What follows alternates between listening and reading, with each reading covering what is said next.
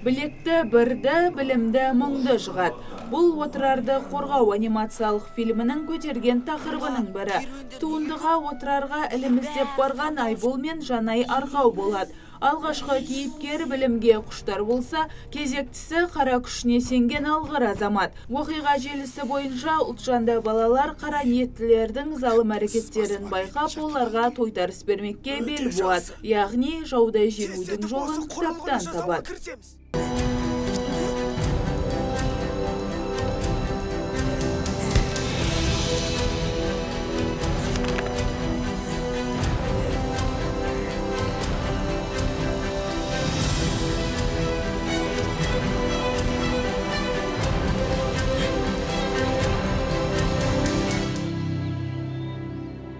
Тарихшылар айтады, Шыңғыс ханнан кейін де отырар талай рет көтеріліп, талай рет өртеніп, талай рет қирап, талай рет қайта көтерілген. Өйткені бұл Жібек жолы бойындағы үлкен сауда қаласы болған.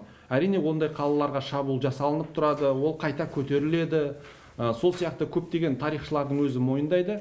Біз бұл жерде бұлай айтып атқан жоқпыз. Мысалы Шыңғыс ханның шабуылы деп ештеңе айтып атқан жоқпыз. Бірақ та мынау кішкентай екі баланың өзінің еліне деген патриотизмі және өзінің әр заманның өзінің ерлігі бар ғой.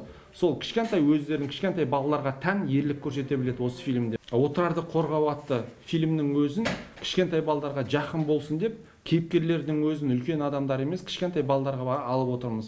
4 ай дайындалған туынды қазақ халқының дархандығы мен кеңдігін насихаттайды. Қашанда үлкенге құрмет, кішіге ізет көрсетіп, қонаққа танытар ілтипатын санаға сіңіреді. Олжас сенікі?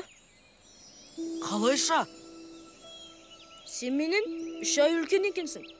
Ал бізде жас үлкенге жол береді ғой. Сен қайдан боласың? Сонау Қаратаудан, Сіргелі жайлауынан. Демек, Олжас сенікі, өйткені сен қонақ екенсің. Ал қазақ қонағын сыйлаған. Неғұрлым мультфильмдер көп болса, ол біздің егемендігіміздің көрінісі, тәуелсіздігіміздің белгісі.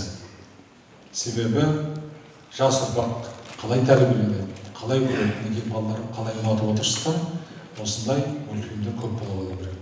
Сіздер барлықтарыңыз қазір күнделікті көріп отырсыздар. Орыстың, Еуропаның, Американың мультфильмдері бүкіл дүниені жаулап алған. Ал қай ел осындай мультфильмдерді көбірек түсірсе, ол рухани жағынан бүкіл дүниені солар жаулап алады. Солардың идеологиясы бас болады.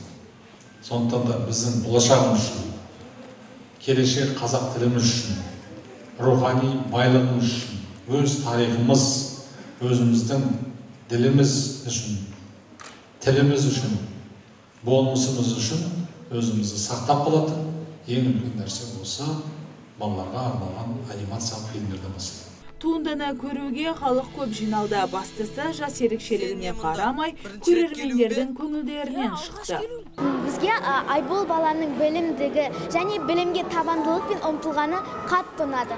Мен сабақты жақсы оқимын. Менің осы Қазақстан тарихында жақсы білім алып, көк туымызды көкке желбіреткім келеді. Бұлардың орнында болсам, мен де олар секілді кітап оқу арқылы, миды істету арқылы жауды жеңер едім.